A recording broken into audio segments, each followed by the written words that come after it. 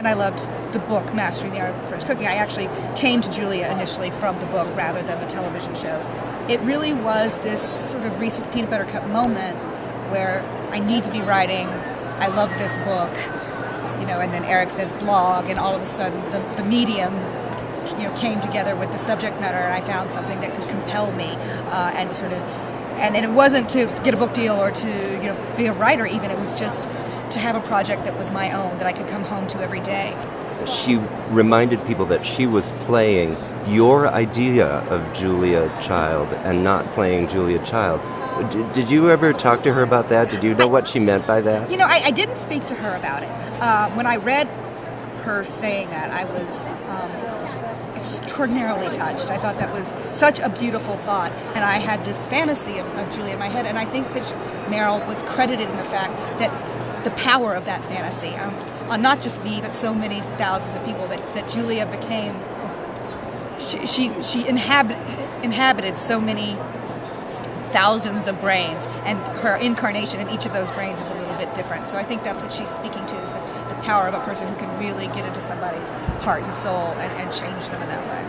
Depending on how much caffeine I need, I either go to my neighborhood coffee shop, or I go to the 42nd Street Library, in the main room in the library, which I find, I love the combination of calm and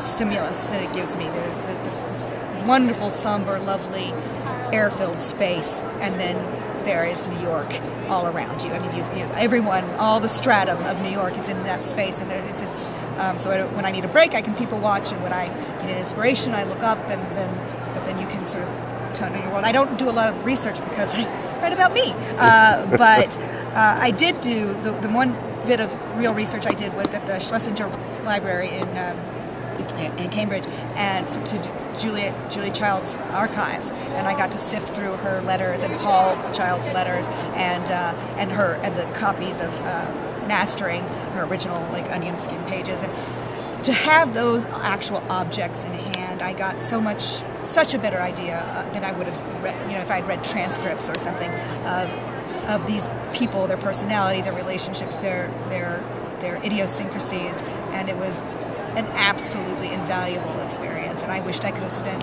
so many more weeks there. I could have spent weeks and months just sifting through that amazing collection.